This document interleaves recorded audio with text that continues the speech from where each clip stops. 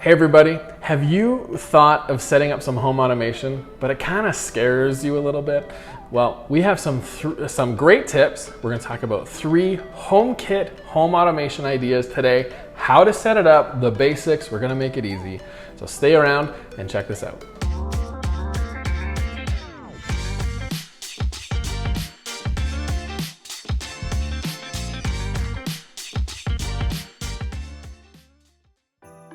Hey everybody, my name is Jared Chamberlain. I'm from the Chamberlain Real Estate Group, and today we are talking with my great friend Neil. We are here in his beautiful new infill here in Calgary, Alberta, and you have done some amazing home automation stuff. Yeah, it's been really fun. I mean, AKA Guru, right over here. And so stick with us. We're going to talk through 3 kind of sections and things that you can do. We're going to start easy, get harder, more technical, but the first thing, we're talking HomeKit. So this is all tied into Apple products, really. That's correct. So Neil, what does somebody need to start this? Yeah, well, the great news is HomeKit itself is built into any iPhone or iPad that you probably already have. Yeah. So that little home icon with the yellow house on it's already on your device. So that's the first step. Which is great. Yeah, and basically once you've got that going, you're gonna wanna add devices to that home. Yeah. So smart devices could be anything from doorbells, door locks, switches and outlets. And so those you'll wanna get that are compatible with HomeKit, which is Apple's certification for that product. And we'll actually put some links in the description of a few options and ideas. We don't make any money off of it, but we'll throw it in there just to help you out if you're looking for some. So so once you've got those 2 going, you're going to want a way to be able to connect to those devices when you leave your house. Right. And so because we know the internet can be a scary place and we want to make sure it's safe and secure when it comes to everything inside your house, what you'll need is either an iPad, an Apple TV, or a HomePod Mini inside your house on your home network. Okay. And that will then provide that secure access to your phone to give you control of your devices. Awesome. Well, let's jump right in. So the first thing we want to talk about today is doorbells and door locks, because I think this is something that a lot of you are going to find the most useful. Is just having something so you know when your door, or you can lock it at night, you can set times, you can do all this kind of stuff, as well as a doorbell where you have typically a camera on the front. So what are some of the tips, tricks, things you've learned, how to connect? Yeah. Fill us in. Well, I think first of all, the advantages of having that doorbell camera that you talked about, whether you're home or not, to know who's at the door, whether you want to get up and answer it, whether it's... or if you're away. Exactly, and give that idea that somebody's present at home, you'd be able to monitor that. Also know that somebody's outside of your door, right? Yeah. So a doorbell camera is not necessarily just for the ringing, it's to monitor who's coming and going at your door. Yeah. So you can set up different alerts for that, and you can set up different recordings to maintain some of those videos so that you have them. Cool. That's definitely one of the things I would say is a great advantage. Pair that with a door lock. If you've got a teenager like I do, trusting them with a key and knowing that they're going to have it with them when they need it can always be a bit tough. So a door lock that they can let themselves in, whether it's with their phone, because we know they won't leave without their phone, or whether it's with their fingerprint or with a code, they can then come and go. And also you can get an alert to know that they've come and gone. And you can actually give out different codes too. Absolutely. So I know in our house I was going to say a housekeeper can have a code, or I can give my father-in-law a code, and I know when he came to the house. Right? And so he has a different code, and I can actually activate, deactivate it, all that kind of stuff, which is really great too. So convenient, and set times that it's active and things like that. So if you've got contractors coming and going, turn that off at night, and then you don't have to worry about it. Absolutely. Cool. That's awesome. For sure. And so a lot of the times when you're working some of these locks, you're actually able to kind of lock it, unlock it from your phone if someone shows up. When you're going to bed, you can lay there and again push that lock button, make sure it's locked. You can set up automation so it locks at a certain time too, but you can have that peace of mind and do some of that stuff as well, right?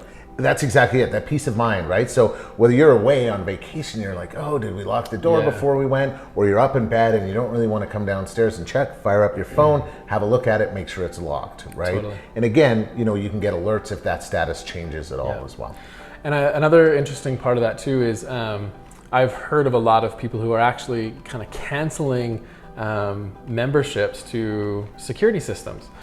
For us, I mean, we were paying 60, 80 bucks a month, and all of a sudden you do this, even if it's just locks, the front doorbell, and you can also, here's a bonus tip, you can actually have different cameras involved too.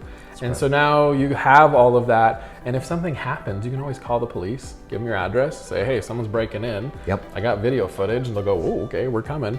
And that way, you kind of have that control as well. And you can save money, because all of this stuff that we're gonna show you doesn't have monthly costs. No monthly costs, and typically something you can install yourself. You don't need a professional to do that, which was huge.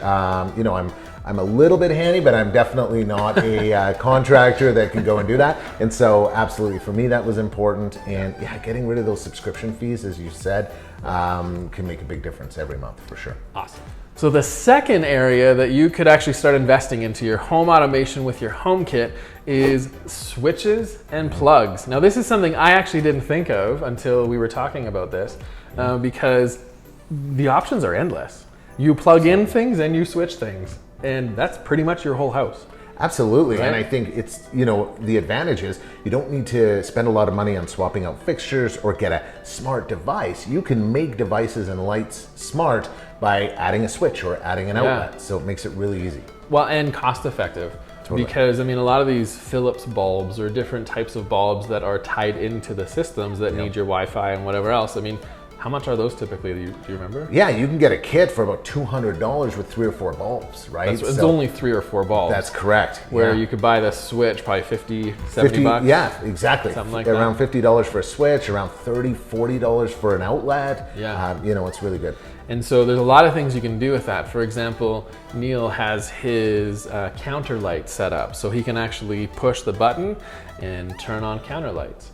Yeah. You also can talk into your phone and say, turn on the lights, and it will do that for you. That's right. Or turn on the big lamp, the turn lamp in the corner back there. That's right. Yeah. That's your keyword for your big lamp. That's correct. The safe word. That's safe correct. word for your big lamp.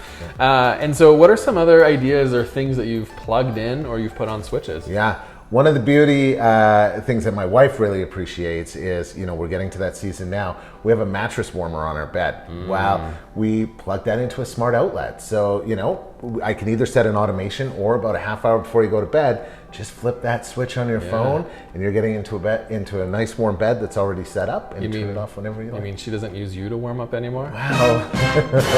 Awkward. Another great idea that you can do is set up an automation with that. So you talked about my counter lights. Our counter lights are something that kind of lights up our main floor here. Yeah. So I have an automation when it's dark out, and if nobody is home and I pull up and get close to the house, the lights turn on, so that I'm coming into a house that's lit and I don't have to worry about it when it's dark. So there's a little tip. I don't want to just skim past that. You said when you got close to your house. That's right. So basically what this means is when you set it up with your like HomePod, with your Apple TV, whatever it is, and you're coming into your Wi-Fi or your geofencing with your phone, exactly it's going to sense that. And so you can set up automation saying, hey, I'm coming close, I'm in the geofence of my house, do this. Right? Exactly, and you can do a multitude of things depending on if people are already home, if you're the only one coming home, things like that, and it can change based on that. I got a question. In those light switches, can you do dimmers? You can, absolutely, yeah. And there's HomeKit compatible dimmers. You can do certain percentages, all that as well. That's cool. Well, that's great for nighttime. Yeah. So if at a certain time of night or a certain time of the sun setting, you could probably actually have, like a restaurant, have your lights, certain lights even dim automatically if they're on, right?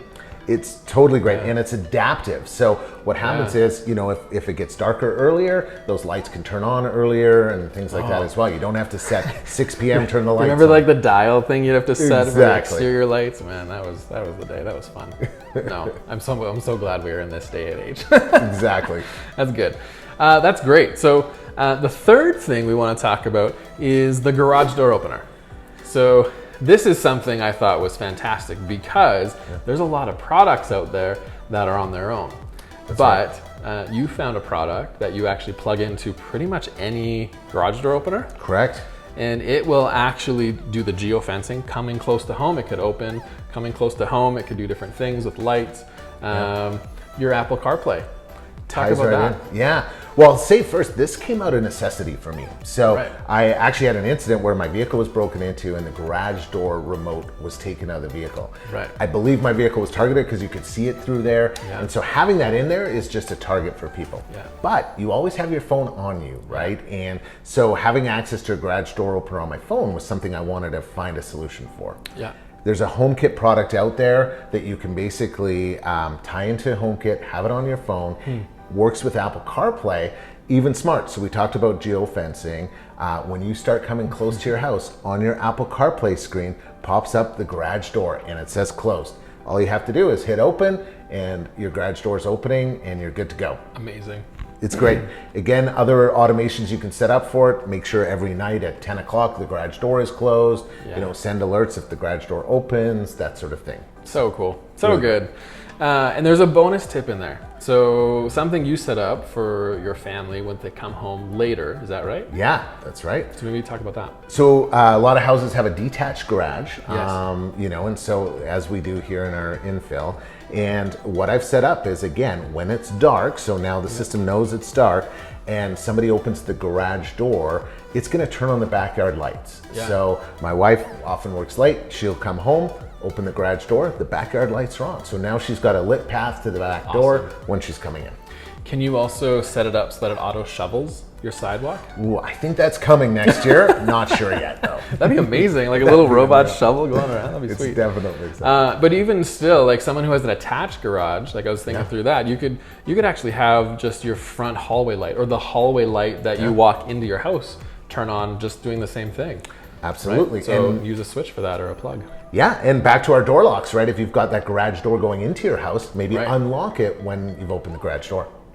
Options are endless, everybody. So many things. Options are endless. Well, this has been great.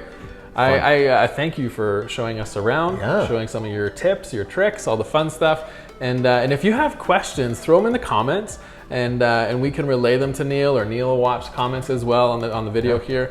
And if you have any ideas yourself, things that you've done, yeah, let us know, because I think this is really, really good. And what we could also do is we'll also put a quick guide that you can download that's going to give a few steps for you. So click that link, go download that guide. We'll do a one-page guide that you can download and get some great information about home automation, some simple things, some simple links, all that kind of stuff. But we'll put that for you as well. So that's what we got. Hope this was good. Hope you got some fantastic ideas for your HomeKit home automation. And it's Jared and Neil. We're signing out. See you guys.